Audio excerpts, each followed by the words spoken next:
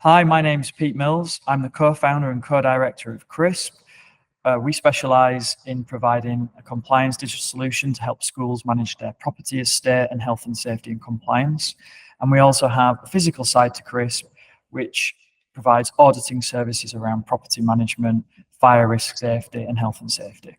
Our connection to Twinkl is we were invested in by Twinkl in 2021 due to our very similar values in wanting to give back to educators.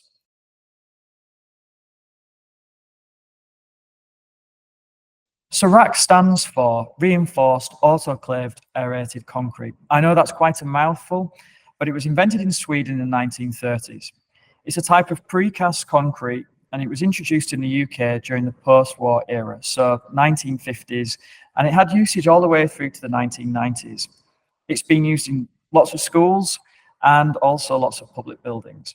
And rather than go into what's the ingredients and how it's made, one of the key things to sort of hold on to is that it had a shelf life, and that's causing people a lot of problems right now. But going back to that question, I think we should flip it around and say, are the buildings that are using it safe, right? So what do I mean by that? It's absolutely key here to ensure that buildings are regularly inspected. And that's something which we really stress to our school customers across the UK. And just because a building has RAAC, it doesn't make it inherently dangerous.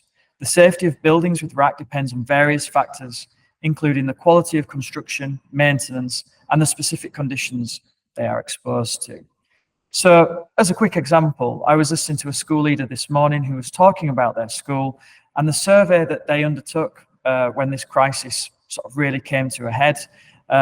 They took a survey. They didn't know the school had RAACs in it. It turns out that it did. However, what was interesting was there were parts of the school, such as the gymnasium, and quite scarily where their children had morning assembly and they played games, that had to be closed immediately. But there were other parts of the school that had RAACs in place, but because of the type of construction and where that was in the building and all the factors I've mentioned up front, it was still safe to teach and learn in.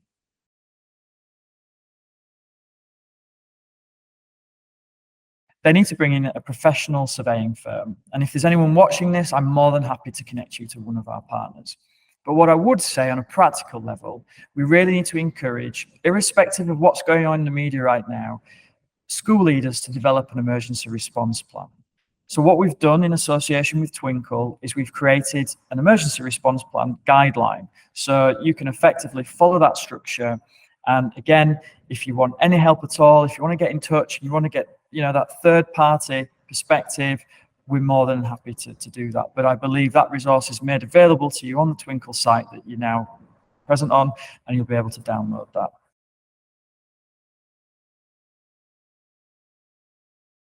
So very simply, you just need to get a survey completed immediately.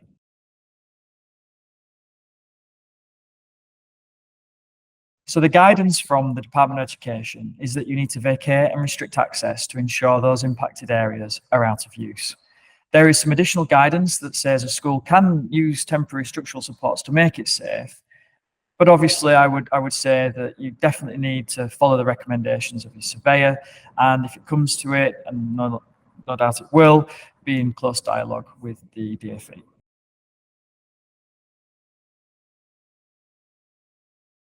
So before we just address RAACs here, I'm going to just let off some steam about this. Really frustrates me as a concept in terms of finding high quality work at the right cost. For too long, we've seen our schools and public buildings as a place to make money and charge things that are well above what a private organisation would pay, and that has to stop. And I talk to many school leaders on a frequent basis. I mean, we organise physical events where people come in and we share expertise, and we bring leaders from industry in to talk to school leaders, and we hear what they have to say. And they often say, we feel let down by the private sector because it's like we're just we're an easy target.